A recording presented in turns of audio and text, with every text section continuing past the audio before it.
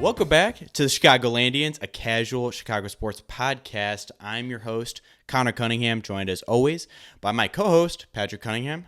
Hello, hello, hello. Pat, how you doing?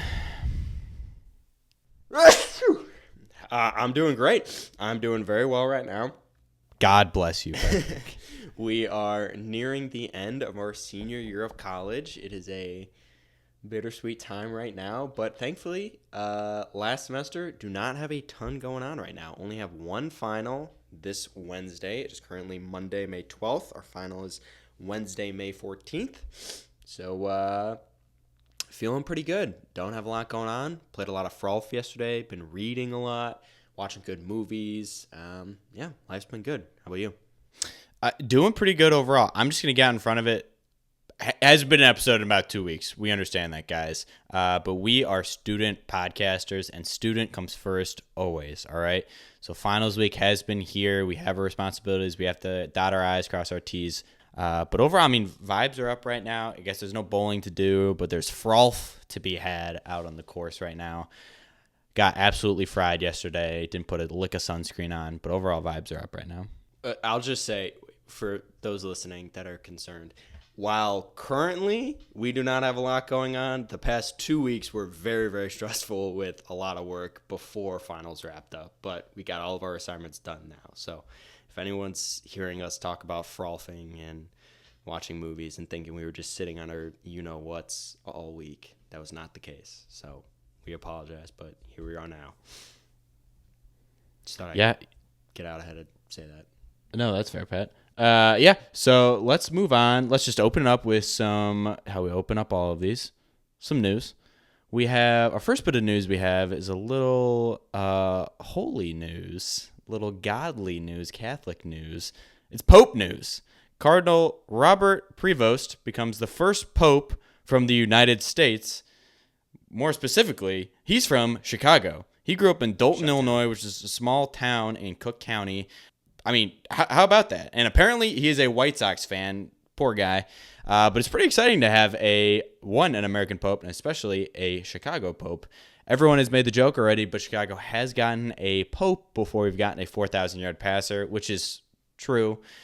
You know, if you put it like that, it does sound ridiculous. And I guess there hasn't been a American Pope in the history of Catholicism, so that's something that makes you upset about, I guess, being a God-fearing man. But Pat, what was your reaction when this news came across your desk? I mean, I couldn't believe it. I mean, I had just recently, in the past 3 weeks, watched the movie Conclave, starring Ralph Fiennes. He should not be named in the Harry Potter movies. And I loved it, and I thought from watching that movie, once the actual conclave started, it made me a little more invested. It is not ironic. It is significant that in our lifetime we've had 3 popes, I think, Connor. That's, you should appreciate. I don't know if appreciate that, but that is pretty significant, going through that process so many times. But it was interesting now going through it, feeling like I knew a little bit more. But looking up because of watching Conclave. Oh yeah. I mean, it gave me more than I would have known. But before the decision was made, just trying to look up like who the top candidates were. Similar to the movie, it was always people from countries that are emerging, like third world countries where Christianity or Catholicism is emerging and growing, like Africa or South America, or Italy, and like where the home of it is. Nowhere did anyone think an American president or an Chicago, Illinois, baby, was going to come out. And he was obviously a huge long shot candidate. But hey, I'm very excited. I think it is very funny now to see his brother give a lot of interviews in Chicago. He seems very down-to-earth, typical Chicago Midwest guy. And meanwhile, his brother is maybe the most famous person in the entire world now. Pretty funny. Connor, if you ever ended up deciding to be Pope, it'd be similar situation. It's crazy, but at least now the pipeline's been set, right? There's now a pipeline from Chicago to the Vatican, so There's at least a chance. Our roommate Sam said beforehand that if there was an American Pope, he would cut off his right hand. And then pretty much as he was saying that, the newscast said that, oh, we have an American Pope. Oh, and he's from Chicago, Illinois. And then Sam quickly put those words back in his mouth.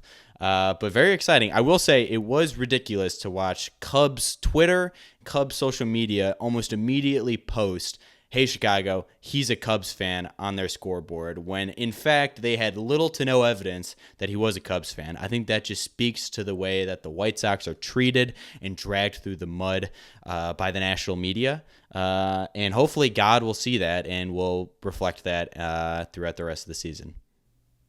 Man, can you imagine being the Pope? God, what the That's crazy. Like? That's crazy, yeah. Unbelievable.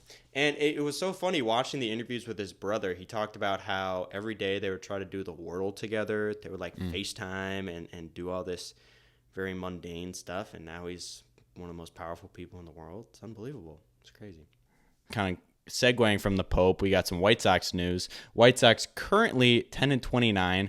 At the time of recording, at the time of writing the stock, we had just been swept in a 4-game series to the Royals.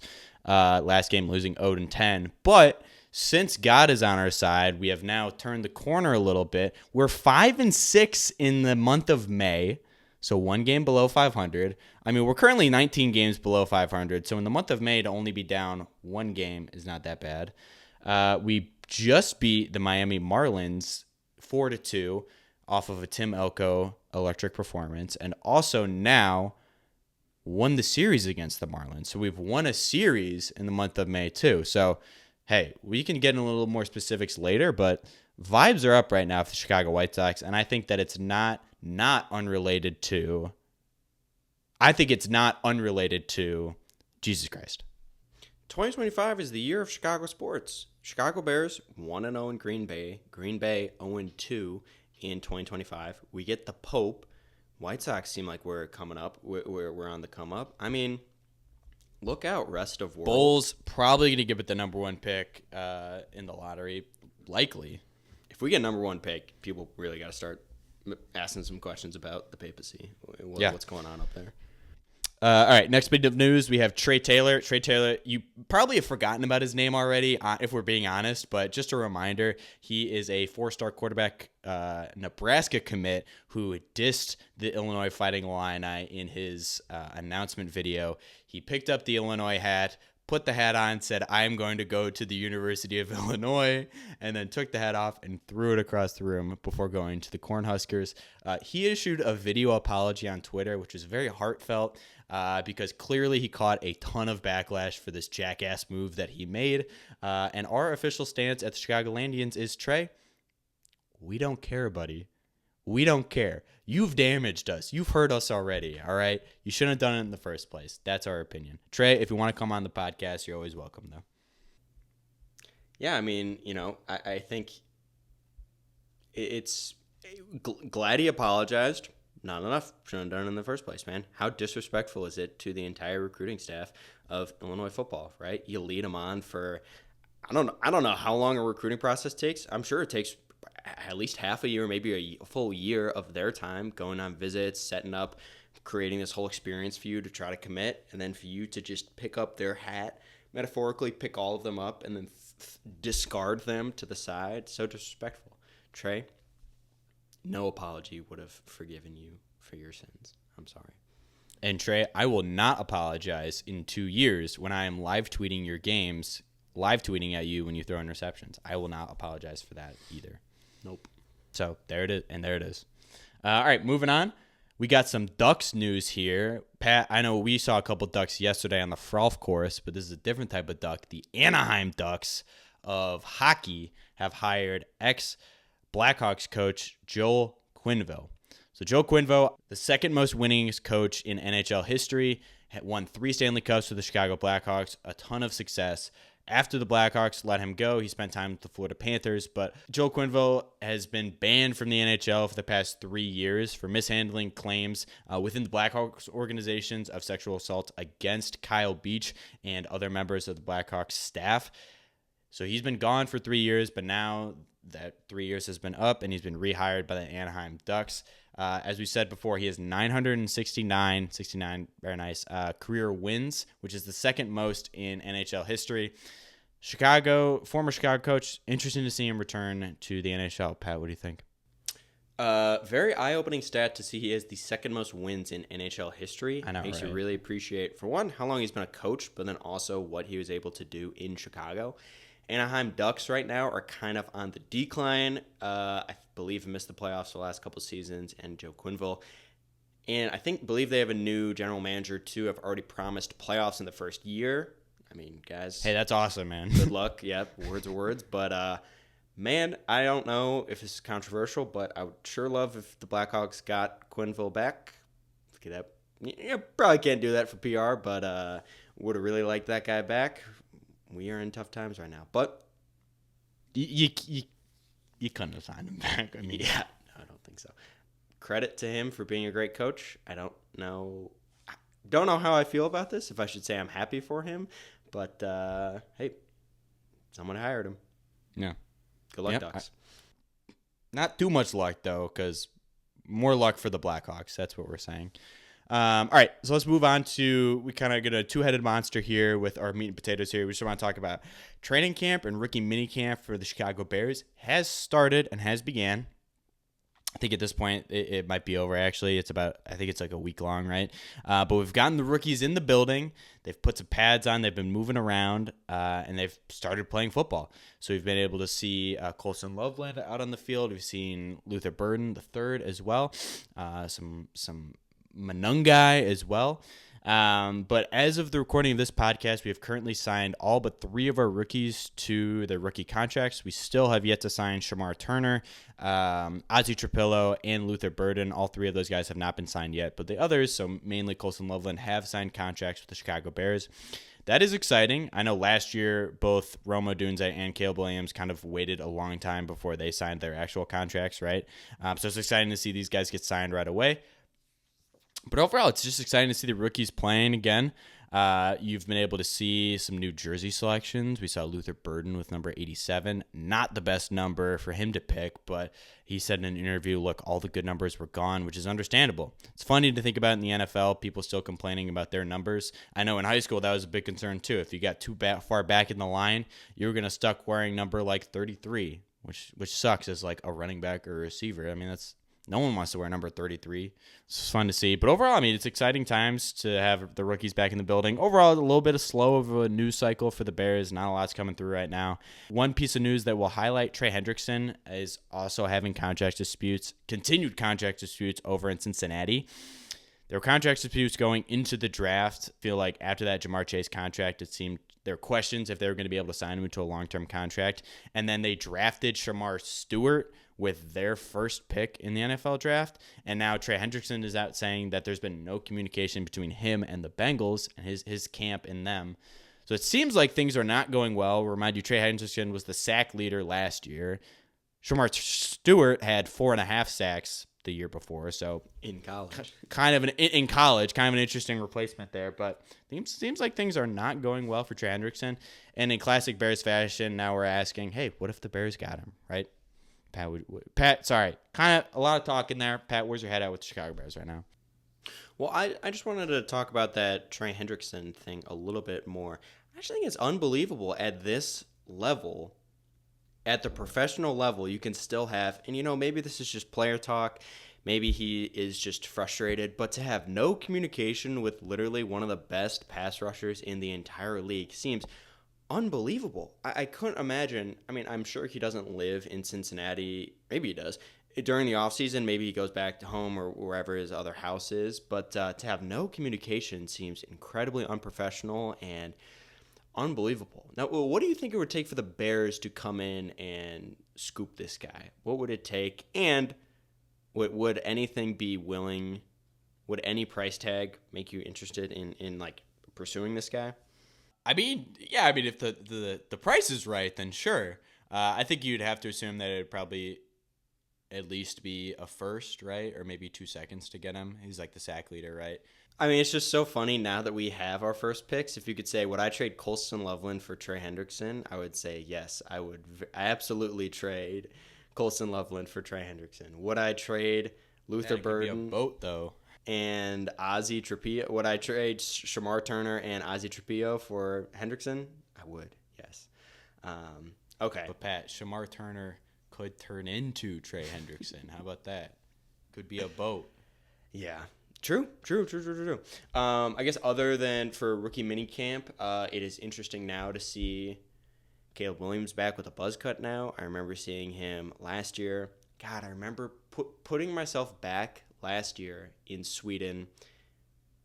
There was not much going on except Bears minicamp. Just as soon as we drafted Caleb Williams, in between, I was just refreshing my page, waiting to see him come out in a Bears uniform. Just to make sure it was real. Yeah, just couldn't believe it now. But now, no, it's very exciting. Yeah, Connor, you touched on it already, but Luther Burden, 87, not the best number. Colson Loveland, 84. Do you have any thoughts on that? He was, I believe, 18 or 19 in college. I thought very cool number, 84. Oh, one of the cooler 80 numbers, I think, cooler than 87. One of the cooler ones, yeah. Yeah. Do you have any thoughts on that? Yeah, so, I mean, Luther Bird, number 3, that is a retired number for the Bears by Bronco Nagurski, who was born in 1908. Is like many numbers for the Bears, there's a ton of them that are retired, and most of the players, at least in my meatball opinion, are probably played in, like, the 50s. But, man, that Bronco Nagurski, hell of a player. But, yeah, obviously, we have, like, 14 numbers retired, so there's not a lot to pick from. Andy's a rookie. So, I don't know. It's interesting. You know what? It's his job to make 87 a cool number. I agree. Shout out to Jacob Infante. I saw a funny tweet he had. He posted a photo of him playing wide receiver in high school where he was number 45 for Bennett. And he said, I don't care why anybody cares about numbers. I wore 45 and I wore it with pride. He said, was it because I sucked? Yes, but he still wore the hell out of that jersey. So shout out him. You know, jersey doesn't really matter. But Connor, with the rookie minicamp getting underway, I kind of wanted to get your thoughts on Ozzie Trapillo. I know that you are currently crafting up a beautiful short describing what Ozzie, his use in the Chicago Bears offense and how he compares to what Ben Johnson has done previously. Do you want to kind of elaborate on that? Yeah, for sure. Okay, so Ozzie Trapillo. First thing you notice about this guy is he's 6'8". He's 6'8", 306 pounds. He's enormous. He also runs a 5'2", 40. He had, I think, a 1.76 10-yard split, which is actually pretty good. So he can move really well. But the main thing is this guy is enormous. He's a giant, right? So you might be thinking, where does a giant fit on the Bears roster, right? He probably doesn't project as being a starter in year one. Well, if you think about the Lions offense from last year, everybody's talking about 12 personnel, right? Because we drafted now Colson Loveland, we have Cole Kmet. We have a lot of tight ends on our team, right? Well, Ben Johnson ran 12 personnel with the Lions at roughly 37% of the time. So almost 40% of their plays were run out of 12 personnel, meaning one running back and two tight ends. They ran two sets with this group, right? They ran a passing look with two receiving tight ends in Sam Laporta and Brock Wright, and then a 12 heavy look where they would sub Brock Wright out for Dan Skipper, who is one of their reserve linemen that they have, who is 6'9", enormous player. They would often just have Dan Skipper report as eligible because he was wearing number 70, and they'd either just swing him out to catch a pass, or he would just be a run blocker. I think they ran 70% of the time out of 12 heavy. But anyways, Dan Skipper, tallest player on the Lions. I think he ran a 172 10-yard split.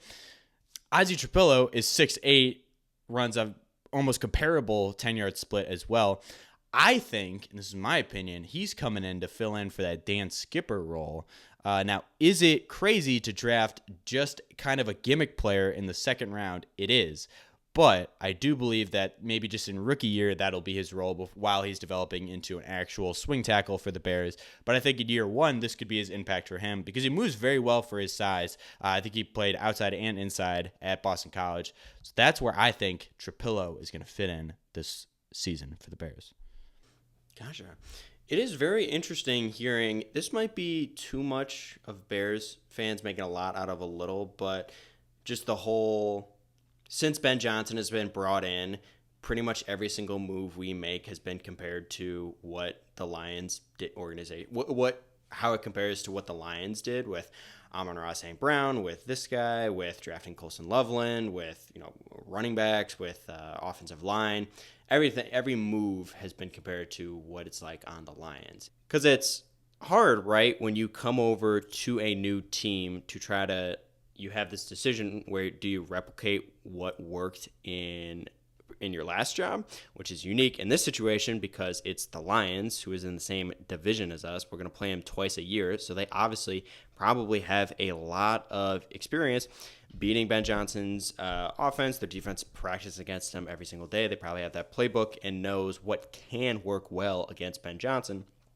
Or does he try to go out and create something entirely different? Right now, with the moves he's made in the offseason, it kind of seems like he's going to try to replicate what worked in Detroit. But it'll be interesting to see next year with the usage of Colson Loveland, our linemen, with Ozzie, how we use all of these pieces, if we are trying to recreate a Detroit offense or if Ben Johnson is going to create something entirely new. Connor, you have any thoughts on that? Yeah, I don't know, because I feel like obviously the Lions had an incredible offense last year. They're one of the highest scoring offenses in the league. If we could replicate that and become the highest scoring offense in the league, why wouldn't we want to do that, right? But some of the personnel groups that we have are different, right? I would argue that Caleb Williams is probably a more gifted quarterback than Jared Goff, while he obviously was way worse than Jared Goff last year. I think the tools that Caleb Williams has in his bag are better than what Jared Goff has. So to try to put him, it seems like you are wasting some of the talent that Caleb Williams has by trying to just create the same offense that's built around Jared Goff. So I would assume, and Ben Johnson has alluded to this, that it will be different. They talked about turning this down to the studs and building it up. But obviously, the fundamentals, he has built a good offense in Detroit. It would be crazy for him to not at least reuse some of the fundamentals from that. And I think we talked about that with 12 personnel. So I think it'll be interesting to see what he comes up with. But I think overall, this is just why you like having this guy in the building, because you think he has a vision and he can execute this vision. And I'm excited to see what happens. Yeah, seems like there's a clear direction he's headed to, right? If we're able to figure out, if the Bears fans on Twitter are able to figure out clear explanations behind all these moves, I think that speaks to the clear direction we are headed, which is great. I think it's great. To keep it short, things are a little slow right now in the Chicago Bears land, but I think vibes are high.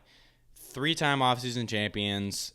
We're always saying this. I think I've really fallen into the camp now where I am just waiting until the season starts, because now it's camp season where we're really going to start seeing a lot of clips from camp. We're going to see a lot of headlines coming out from camp. You could already see in Cleveland tweets coming out every day about how Shedeur Sanders versus Dylan Gabriel versus Kenny Pickett, how all that is breaking down, right? All of these headlines are going to be coming out. I think we just need to remember, hey, this isn't real football.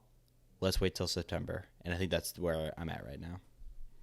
There are some things I'm still excited to see play out in minicamp, and things I'm looking forward to at the start of the season. I'm interested to see what goes on in Cleveland with Shedeur and Dylan Gabriel. I'm interested to see what happens in Minnesota with J.J. McCarthy coming back from his injury. He's now going to have to lead this offense.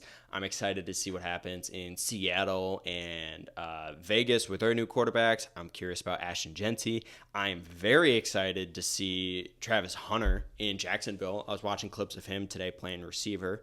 Very excited to see how that works. It's an exciting offseason, but I think I am thankful that we don't have a ton of attention on us right now, and it seems more like business as usual versus we have this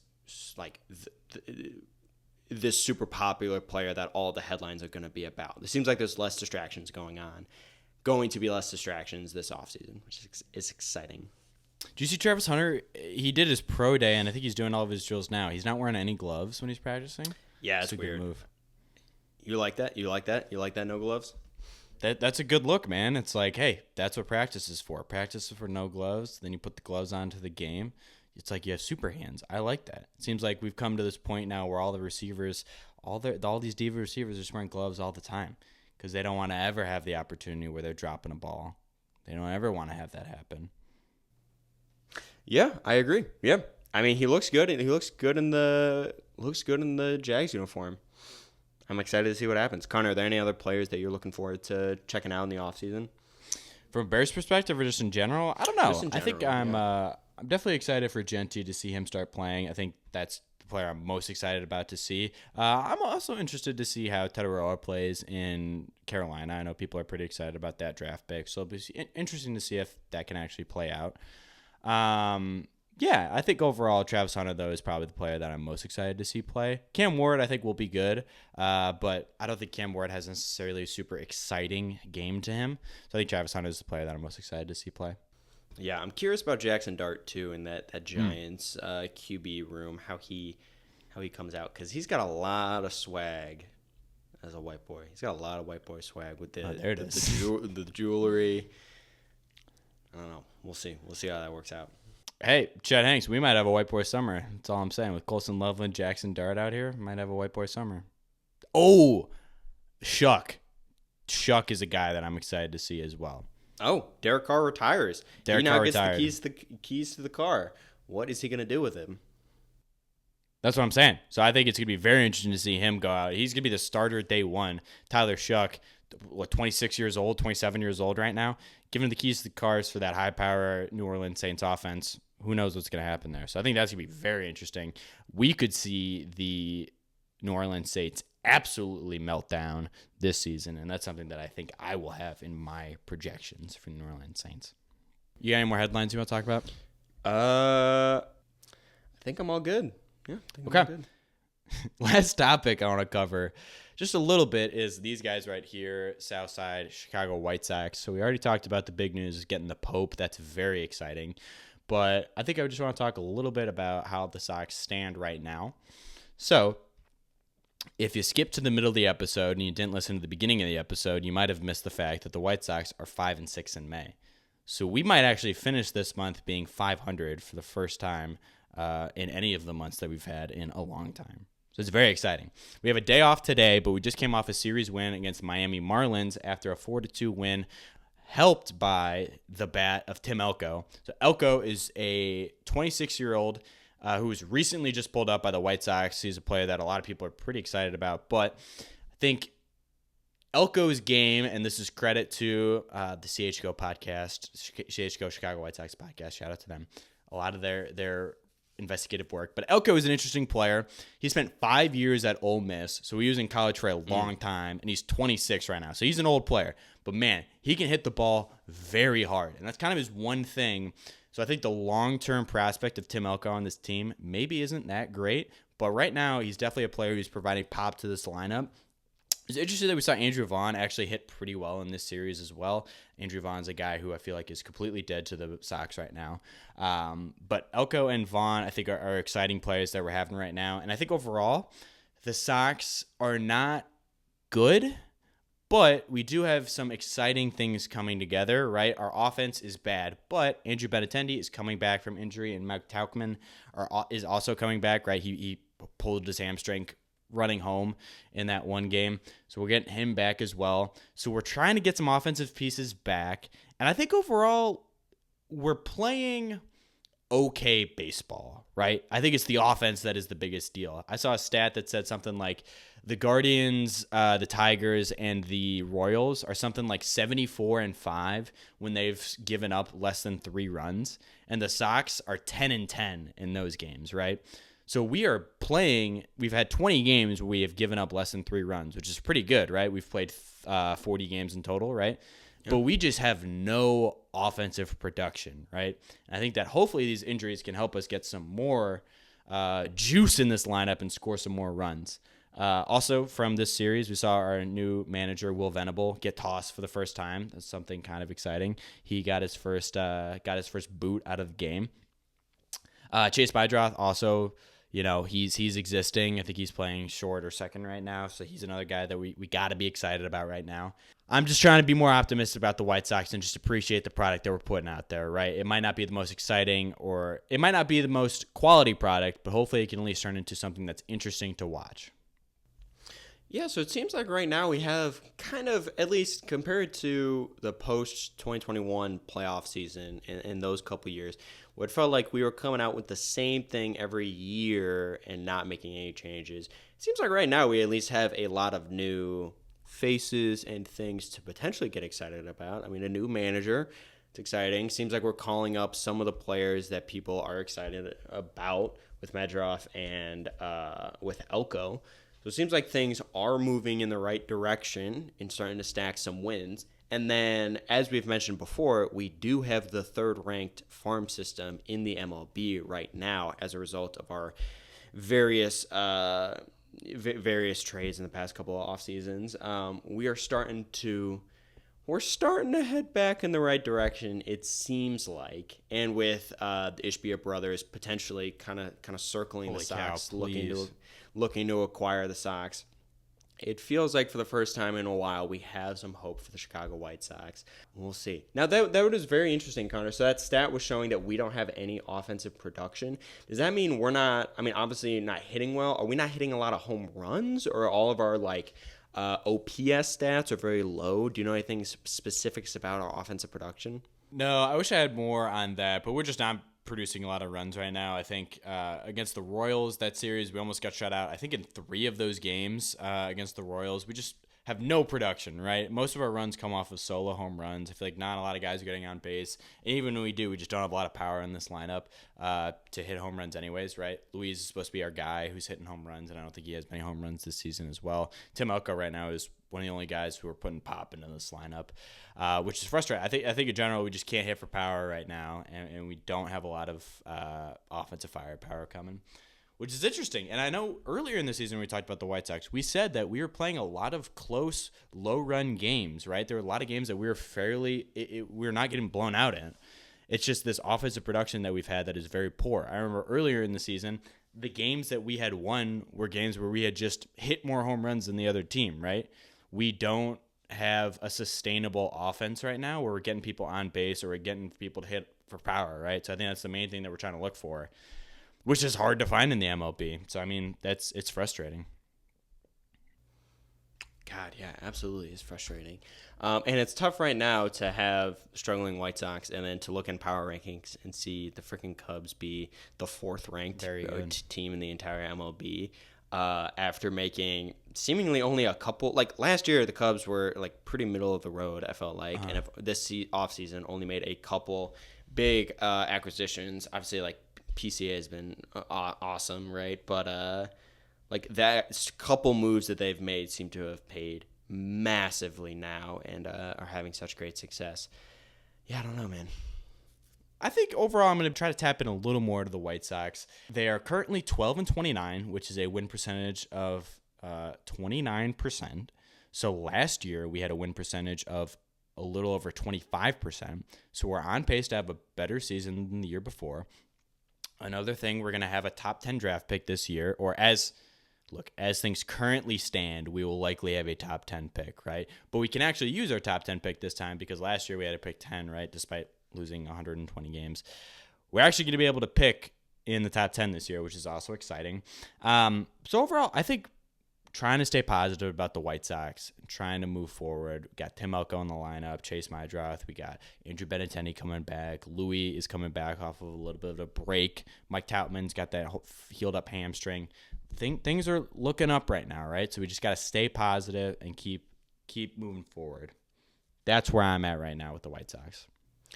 I agree. Connor, if you don't mind, I would love to maybe kind of throw in maybe a new segment right now, kind of off script, to talk a little bit about. I wish you told me this a little beforehand, but sure. To talk a little bit about NBA playoffs, if you have any interest in talking about that. I would say it is certainly, this is the most of the NBA playoffs I have watched in the past several years. I think these games that we're watching right now have been fantastic.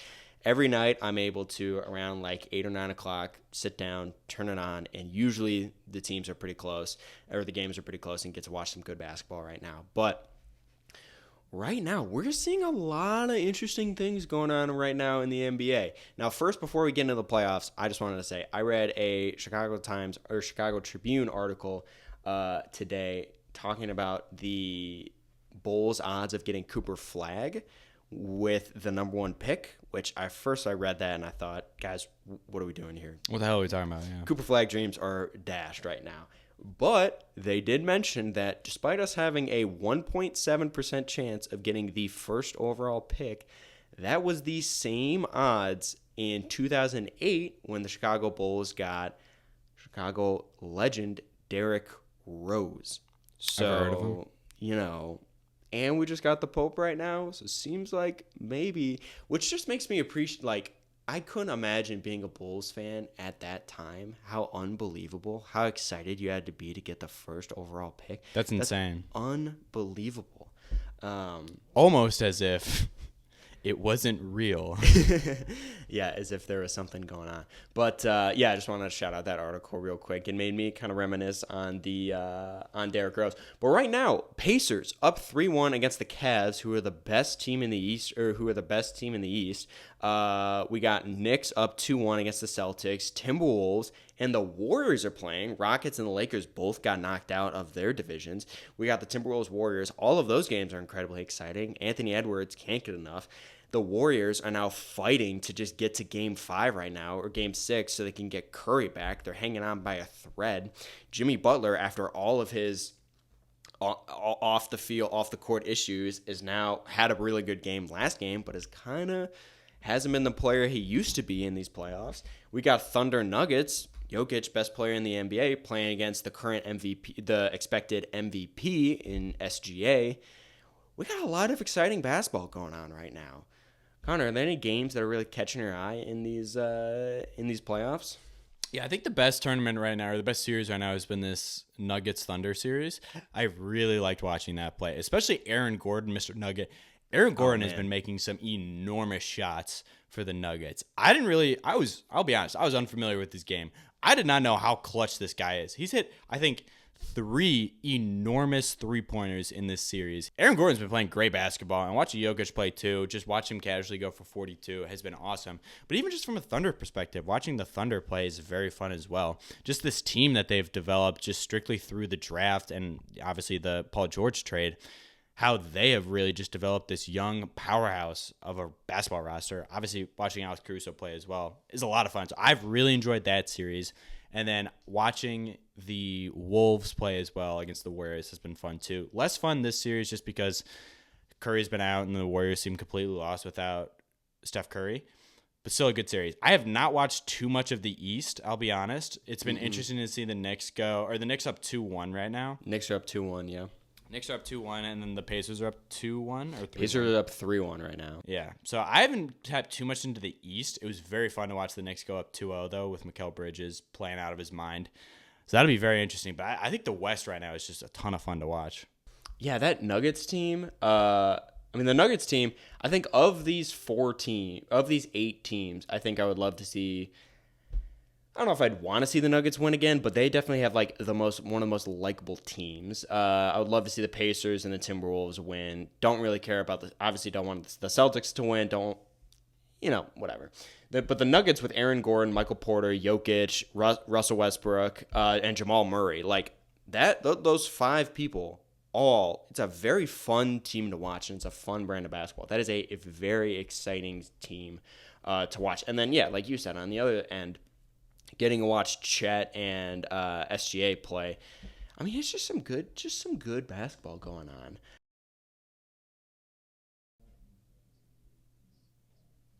God, seriously. But yeah, I just want to get your thoughts on these playoffs because I've really, really enjoyed watching it, and especially interesting to see the Cavs Pacers with Halliburton. I don't know if you know, last year in the player survey, he was like ranked as the most overrated player in the league by players. And now seems to have a personal vendetta against everybody by proving it in the playoffs. And they are absolutely giving it to the Cavs right now. And, I know after they beat after the Pacers beat the Bucks, he was throwing out some tweets. So it'll be interesting to see. So it'll be interesting to see what happens now. I don't know. It's fun to see Pacers be good. Who would you want? I think if I were to pick people that I would want to win, it would be the Knicks. I would really want to see the Knicks come out of the East. That would be very fun. And then I think it would be the Wolves out of the West. That's who I'd probably want to win the most out of the West. I agree. I don't, I get the appeal for greatness with the Warriors, getting to see Steph and Draymond somehow, against all odds, get another victory. But I would rather see the Wolves win that game And Thunder Nuggets, I guess I would go for the upset there and like the Nuggets. But then overall, I just like Anthony Edwards so much. I would love to see the Timberwolves come out. And then it would be a toss-up between the Pacers and the Knicks. But I think just to see the New York Knicks make it that far. New York Knicks. Yeah, come on now. That culture, get those guys in a championship, that would be, the energy there would be unbelievable. Yeah, I'd be very excited about that. Don't care about the Celtics. Celtics could do without them. Well, I think that is all we have to say for this episode. I hope you guys enjoyed this episode. We had a fun time making it. Well, if you guys enjoyed this episode, please leave us a review. We didn't even mention it this time, but once again, there was no review of the week on this episode. Please leave us a review on Apple Podcasts or Spotify, wherever you consume podcasts. Please, you could also follow us on social medias. We are at Chicagolandians on TikTok, Instagram, YouTube, and Twitter, or X.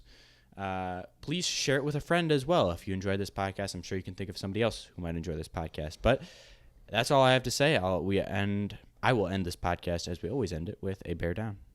Bear down, baby.